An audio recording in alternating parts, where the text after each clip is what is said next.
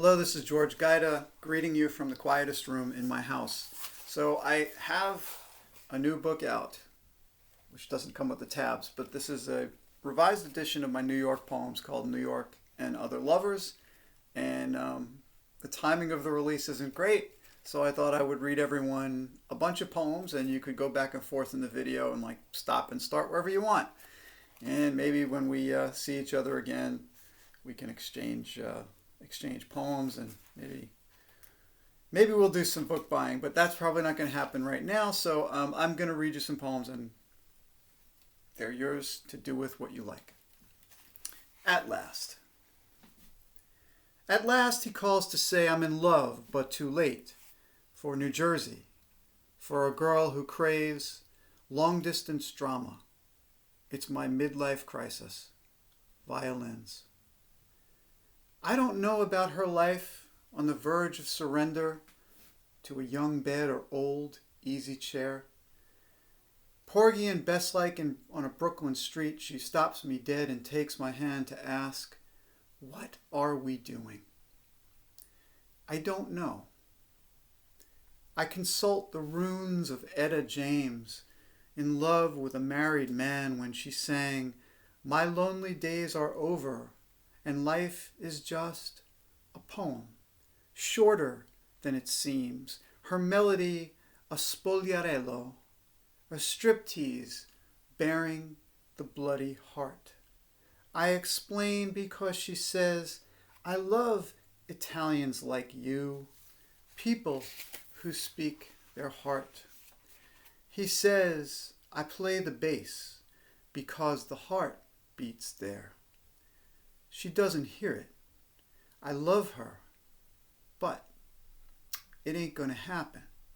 She's just too young. Cellos to the bridge. The 3-minute song dies a long, slow death. Separate loves of one life fuse in suites, sonatas, mashups, fugues.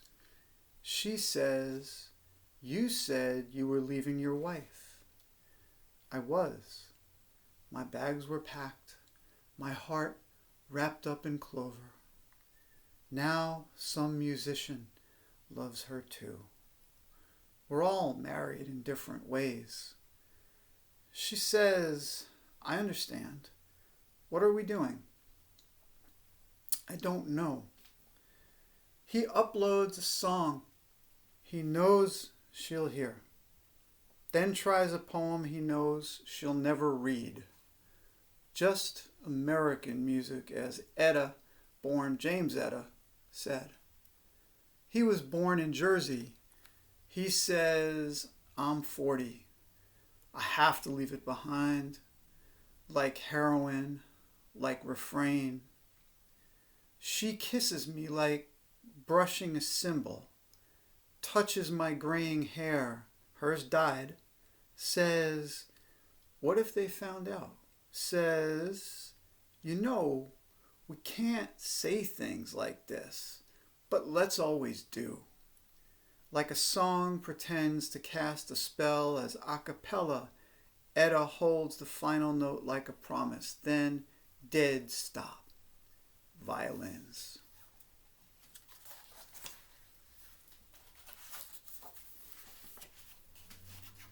Third. All of a sudden on third, I am tripping in circles without God, thinking again to foam. You are stolen by Midtown crowds 15 years gone by before I can shout your name. I am fumbling through my head for the number you always change because I call through time. Once you left me on third, returning to find you in Trader Cityscape.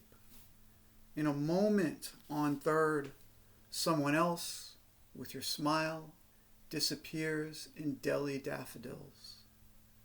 On third, the thought of you again leaves me clinging to a street sign, no stopping anymore. All of a sudden on third, you are a traffic light, horns, a young girl whose long hair whispers dying vows.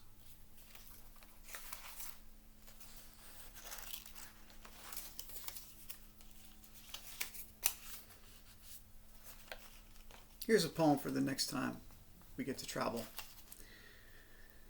The next time you go to Kansas. The next time you go to Kansas, remember the subway to Queens. 2 lines take you out. One to Chinatown, the other home.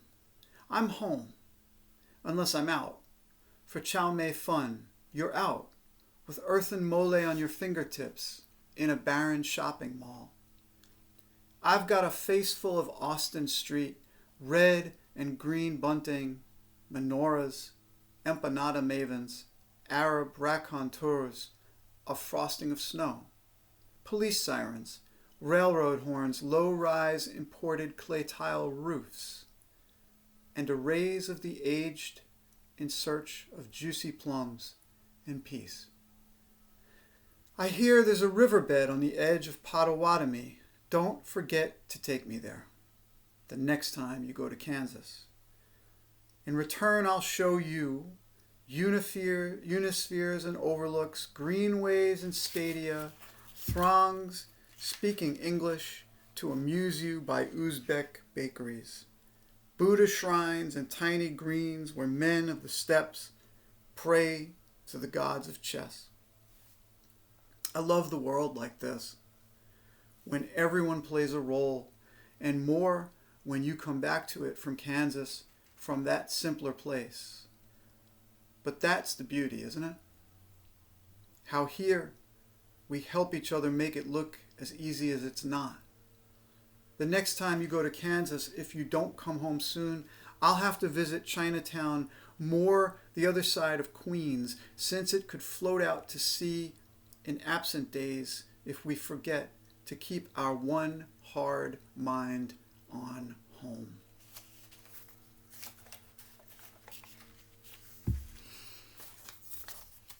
Rereading Ulysses in Nouveau Troy. She took me all rainbow striped and street washed with my barred designer soap from bed and boudoir, her warm marble hands light scoping towers and quays I threatened to coat with shea. This wayward Diana raised trees to great acclaim, come to the whiplash history of calm, brokered by gentle strokes, pen coaxed to obscene acts of re-embezzlement, meted out ostinato. Any portmanteau in a Sturm und Drang. This Te Deum grew tedious gossipel, gold tinted in the first real estate, overestimated in rebirthing pagan wests. She saw the continent, but clandestined her stage. Doppel shadows and art-framed moon beckon, dappled down avenues of alphabets and ways broad-backed as slaves, who tunneled the transfer of souls from burg to borough. In half-whole, I paid her fare to pre-reside over seabirds' funerals. S-whoops flapped, beached. Whales and a troop of empathy-headed scholars turned by dungarees from a warning sun. She skinned herself an epiode to wandering lusts. Dowdy no more, she slipped a lithesome casket and basked on a sleigh bed of ransom rock. I'd like to dedicate that one to the recently departed poet Vittorio Repetto, a good friend of mine. It's a long poem, so you can take a break now, maybe get a snack. It's called Brooklyn Absurd. Here on a traffic island, somebody's chained a bicycle painted entirely white. Rims, tires, handlebars, frame. Since last September, rogue clowns have terrorized the public. Is this bike one of theirs, poised for Harlequin getaway? I can picture it now. Variegated legs flung out in full flight, submarine-sized shoes brushing the wheels of parked delivery trucks as the buffoon hooligan coasts to a Smith Street blur. At the asphalt junction of Flatbush and 4th, I have just finished reading The Absurd by a scholar who studied it for years, now dead. He worked at Princeton, where my wife taught 7 boarding summers while researching the other seasons in Oklahoma, seeking inspiration from prepping the elite. Now we go back to celebrate ourselves for mentoring poor kids who want to escape by bridge. Before the towers died, shops on Atlantic sold Middle Eastern foods, Persian rugs, religious texts, hijabs, burqas, and tobes. Storefronts with Arabic-lettered signs survive with their windows bricked up or shrouded, like elders sworn to vows of silence. Crowding these old heads, smooth-faced emporia display artisanal teas, cheeses of the world, rehabilitated armoires, and hemp-lined underwear. Rising luxury condos squat on their corpses, while lost business-suited uncles walk still-veiled wives past those same delivery trucks en route to far-flung neighborhoods of detached houses where their children make Americans. An old, stool-bound, waffle-coated woman claims the corner of bond for everyone who understands what she doesn't say. She is not begging exactly, but asking directions our lives will take as a worker approaches from the church's stone steps. He's refused to crew the job across the way, a billboard oathing future layouts, doorman, underground parking, gymnasium. He smokes as he tells her the story she could tell herself. A hard hat waves from the hole like a rescue vessel's fair weather flag. The sunny city gale blows us past these islands galleried with art hung in the manner of old world salamis. Further down, the Little Wheel Cafe on Hoyt perfumes the block with brewed Beirut gold. Inside, an olive woman I loved in my youth returns with date nut cakes she now knows I can't live without. She smiles as she passes, my plastic future through an iPad. Her obsidian eyes bid this aging coil adieu. And I turn to face the sun, reflected in a brownstone's double window. This prism beams on a seat between cold heat, pipe, and 2 women speaking Chinese. Characters etched in the next table's would-be jazz musicians' foreheads as they plot the siege of a small Jersey town. Behind them, a jar of agave sweetens us. Outside the lidded window, new construction rises for citizens. The people streaming by are sure to become, a decade hence, when they stop swearing, the powers that be continue to see the need for them to do work machines can do in half the time. A high-rise garage on Livingston reveals that life is a fight for life. Close read manholes, light posts, confetti showers, comic books, pretzel salt, elections to signify the city's furious speech. Whose hands should passers-by shake? Jumpsuits, polished 12-foot-high bronze department store doors, while sport coats board a window-barred bus. Meter maids translate tickets into Sanskrit. I chose a path as a squad car sits idling curbside by the erstwhile Board of Ed. The bureaus move to a borough we can ignore. The renovated building houses young techies from private schools. The cop in the cruiser doesn't mind so much if the influx means better lunches. Anyway, who would want to live around here? Too many immigrants, no peace. So I decide to turn north, to insist on distance from the bridge and Manhattan skyline on the other side, past the cheap store, where a pair of shoes could always save a sorry career, where a hero vendor and botanicals peddler confront the institute, where students in defiant hoodies cluster near a brick building marked for the latest round of demolition. The master plans on nyc.gov. The city and the borough and the mayor and the council all have master plans, but the bagel shop on Fulton has pizza. Even masters need their solid meals to survive another day. The office-bound green space placed on the next superblock supports a cafe called La Défense, which sells pastries in shapes of corporations. I don't dare eat them, but I do drink coffee called Louisiane. I wish I could afford it more often, but then I wish too the pigeons perched in the road locusts were peacocks. Brooklyn has lost its strut. I've heard the main museum here could have been the largest in the world if the foreigners hadn't arrived when they did, but that history lies miles away. Closer lie the criminal court and the mobile broadcast vans spilling their pretty reporters like pop magnums of West Coast champagne, sticky and cold, onto the crowded sidewalk, widened for a mogul's zoning deal. Today's lead story is the stroller derby. From the preschool to the gourmet grocery, the celery is certified, organic, and makes a great garnish for selfies. If this scene seems too ponderous, remember what the dead scholar said: there is no reason to believe anything matters.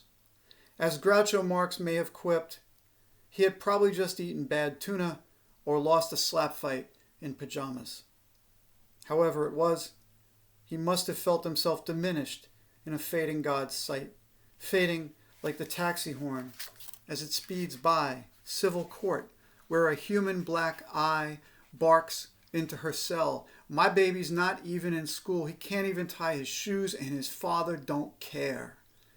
As passing students giggle at her mismatch ensemble. Their laughter infects nearby business suits, and pretty soon they don't care either. Why should they when the temperature's this high and all words vanish into traffic? As I do, daring to cross a street named J, chief of the Continental Congress. In the ugly building I aim to enter, my wife is crafting plans, not thinking of how, when we met in another city over barbecue and beer, I knew I loved her at first sight because she frowned and pulled a slip of paper from her purse and wrote the name of a German theorist I would never have time to consult. I told her thank you and followed her to a drugstore because we both had grown sick of cities, and outside our hotel we stopped to gaze at lights and not to embrace until the loneliness made us laugh.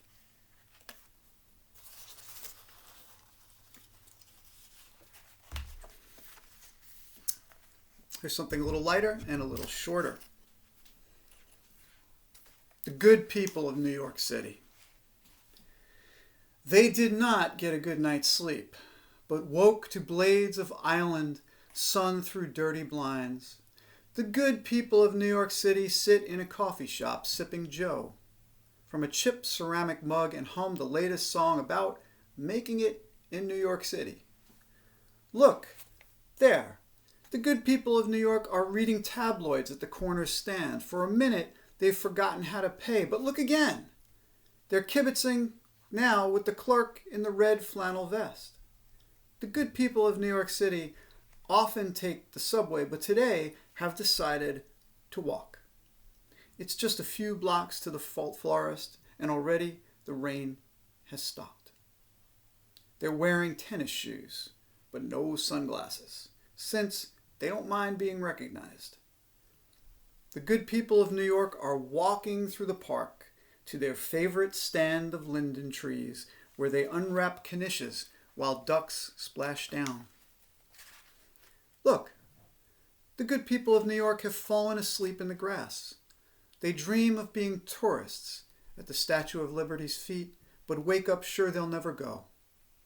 Back home, our good people recline on fire escapes and sketch the street. They'd head to the bodega for beer, but it's Sunday. Not that it's closed, it's just they need their wits enough to talk about the sunset over Jersey. Then the Chihuahuas will need their walks, and the good people of New York will have to call their mothers to let them know that life is not what they thought when they used to be the good people of everywhere else.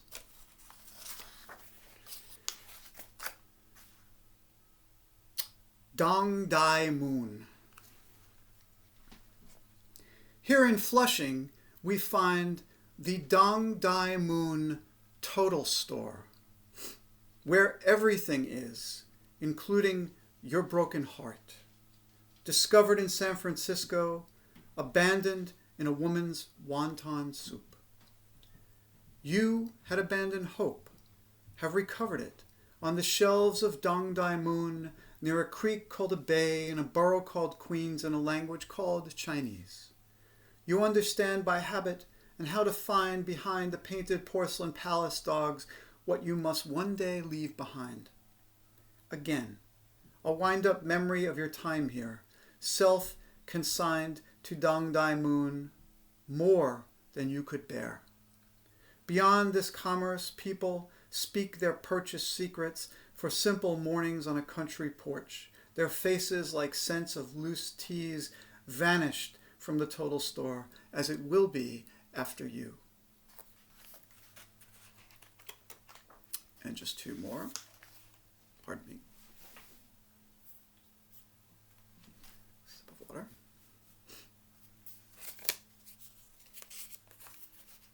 This is one of several subway poems in this collection. He davens. For those of you who don't know what davening is, it is a religious practice, gesture practiced by usually Orthodox Jews. It's a form of prayer, and it involves bowing sort of rapidly like this while sitting or standing. He davens. He davens while I don't, on this train where no book ever hints what to think. You think at first he bobs like the tap of a foot. By the strappers overhanging the tonsure, the tappers who signal above where the gaggles of Hasids plan Sabbath by shuls, to sing songs that call to the davener you, whose tune vaguely sounds like "Oh, Susanna," or else "Get Happy," which critics insist derive from rabbinical chant. What goy can impugn? Or it could be the subway chimes of different lines, like history notes on tuning forks that call the flock at fasting time when hunger shows in deep-set eyes as he rocks himself too high in soul to read. And a final poem, which I hope comes true pretty soon from this quarantine. The Return of George Guida. Before I read this final poem, I want to thank my publisher, Encircle Publications, up in Maine. Wonderful publisher for doing a beautiful book, and I want to thank Jennifer Franklin, Mervyn Taylor, and Jerry LaFemina for for donating some kind words to the back cover. And again, the book is called New York and Other Lovers, and this is the final poem in the book, The Return of George Guida. George Guida announces, "I'm back, New York." Construction cranes pirouette, as all the silence he's left behind rings in his ears like a zombie payphone at a subway stop. He's finally acceded to the concept of youth as culture club he can no longer join. He has aged to concrete. The Brooklyn Bridge is no longer a springboard, but a bed. He lies down because he isn't tired. His eyes are wide open to take in gray steam from the subway grate and black dust from the unswept stoops. Welcome back calls the little girl growing up here, knowing lobbies as yards, the myth beginning again. He's cleansing himself in a cramped bathroom's miniature sink in a railroad apartment's kitchen tub on a fire escape in the rain. He's back as a gentrified block in Brooklyn. You can find him at lunch on the swings by the softball fields. The pigeons have missed him and come cooing. He buys a Knish and searches for the daily news, for two-word headlines. The bridges are all alight. The inbound traffic is a symphony he conducts. A homeless woman on the steps spots him and shouts that she is home. From Houston to Harlem, he's forgiven. The Bronx knows he left in haste. He scales a tower and sings to Staten Island. An old man on a Broadway bench is telling him how lucky they both are. You don't have to be a New Yorker to understand. You just wait for the bus. You say hello to the people who ignore you as they pass, and the street takes you in. And just like that, you're alive.